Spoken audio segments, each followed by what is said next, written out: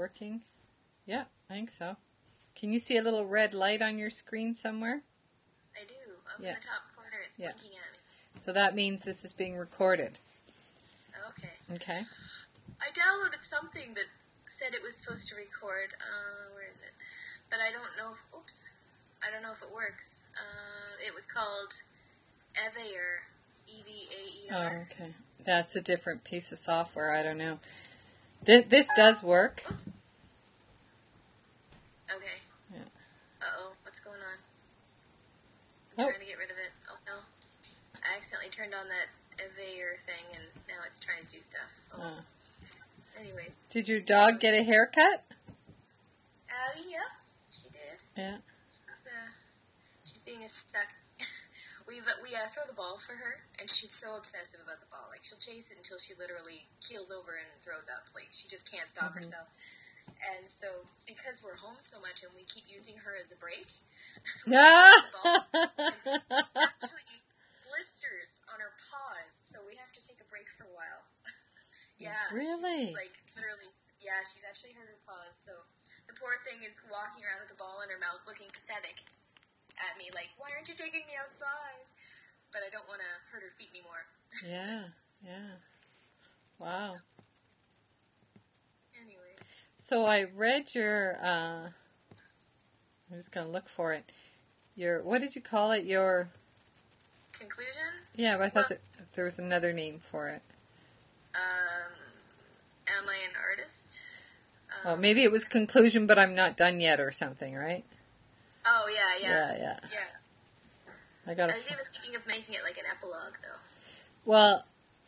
Because it fits with my prologue. Like, it seems to finish off my prologue. Okay. Okay. Yeah, let me find it first. Meg. Possible conclusion. That's what it was. Yes. It's funny, because when I was reading it, remember when I wrote that abstract and sent it out? Yeah.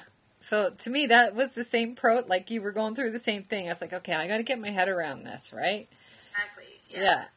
And no, I can't just dive into the middle of it unless you kind of glimpsed the end, right?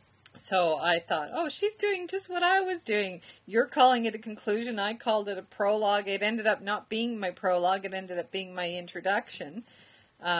But it's the same thing. Like, so whatever you have to call it and do to get it out, right? And then you get it out and go from there. So. But you're the devil when it comes to getting me off topic. So I sat down and I started thinking, what would this look like if it were an artwork? I started typing up my ideas, and it's like, oh, I should be working on my project. Okay, so I wouldn't have asked that question just to be a devil. I knew you had a reason. Yeah. So what did you say? What did you write? What did you think? Yeah. Okay, where is it? These are just thoughts so far. Can you still see me? Because I don't have you on my screen anymore. Yeah. Okay. So I had, it would be multimedia, of course, because each medium has its own wisdom and unique voice and is beautiful in itself. Although, like a conductor and arranger, I would have to pick a few to keep it from being overpowering. I said the subject would include multiple images like snapshots of those nodal moments in my life and experiences in teaching, not just in the school system, pieced together in a... where'd it go? Pieced together... I lost my spot.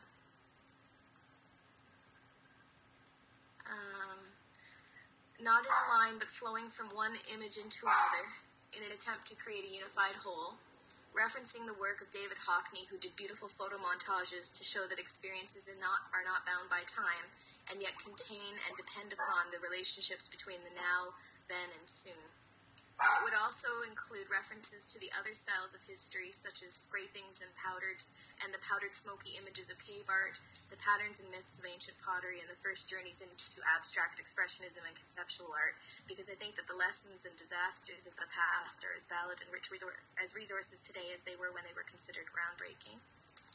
And I said it would include text carved and pasted and printed over, or as as connections between images, because I've always been drawn to the expressive beauty of language, and there are so many voices that have spoken to my heart in this media.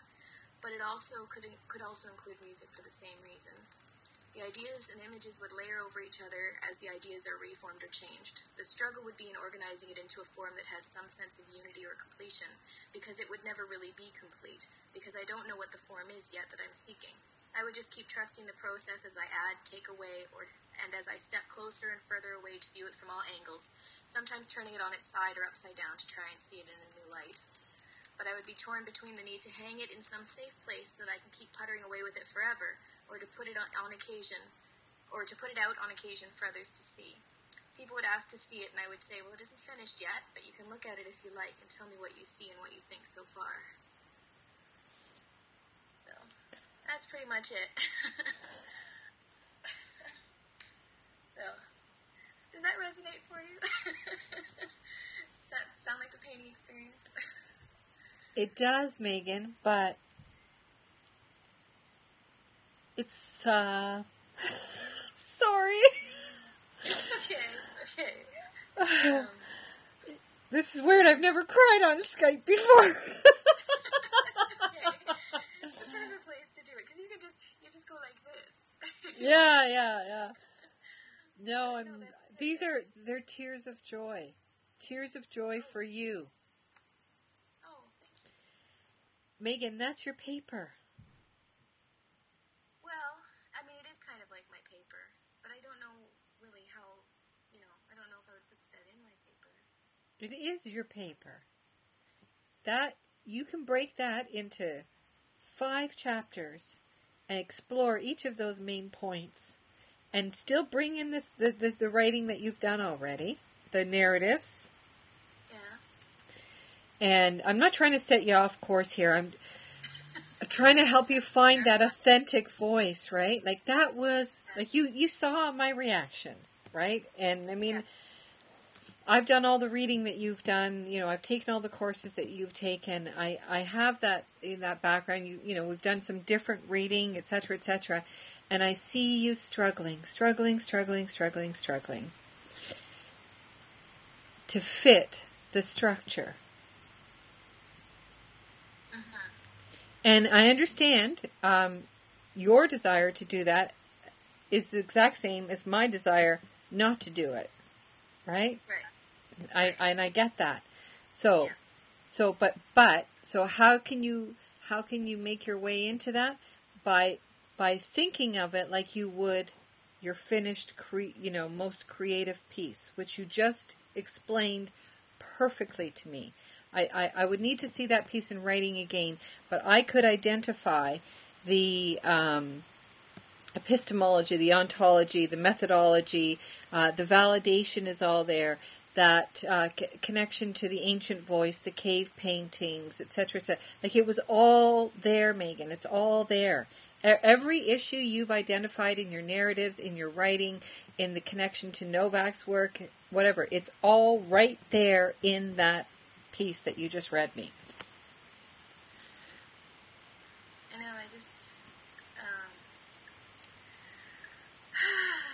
I'm at that point in my paper where it's like, I can't so you don't need to start over. No, I'm not saying that. So now you're on chapter 4, right? Yes. Yeah. So, finish that up, whatever you've got, wrap it up, whatever, and then maybe even part of chapter 4. I don't know. I'd have to, I haven't seen your whole thing and how it's laid out or whatever, but somewhere you can say, holy shit. Right? I just realized I am the artist educator, whatever your language was there, right? This is how this fits together. And then, you take that piece that you wrote, and then you would stop after, like, one of the claims that you made, and either write another narrative, a short one, like just a couple of paragraphs. But this is when you flow, right? This is when your voice comes out. Yeah, I would write about the cave paintings because blah, blah, blah, blah, blah, blah, blah. And this is, and I saw this in my classroom when blah, blah, blah, blah, blah, blah, blah. Bang. Next point. That is your methodology, your data, all of it, all in one. And then in your conclusion simply needs to be, maybe a description of what that piece would be. You've provided that, but you've provided the process too there, right? So, if you did a montage, what would it look like? What pieces would be in there? See, that's part of the problem, right? If I were to do the real thing, it would take as long to do exactly and to envision as the project itself. Right. So, Chapter 4 is the montage. Okay. Chapter 4 is the images. Okay, so there you go. There's your title. Because Chapter 3 is my narratives. Yeah. And, I see what you mean. So, like, each chapter is a section of that. That's right. Like, so choosing my media. The thing is, I've used media as a metaphor in a different way in my thing. I'm trying to think. Because I don't know which the methodology would be. The methodology is the living theory, Megan. It's your lived experiences as an artist, as an educator, and now you're realizing that your living educational theory is artist as educator as Megan. So then my methodology chapter would be where I introduce the idea of the painting. Yes. And then my narrative chapter, which would be where I talk about, taking the photos and doing the photo montage like David Hackney, sorry, I call him Hackney. Mm-hmm. And then chapter 4, which is my findings, would be adding to the montage in a way. Yes. That would be adding the layers and making it present. Yes. Right?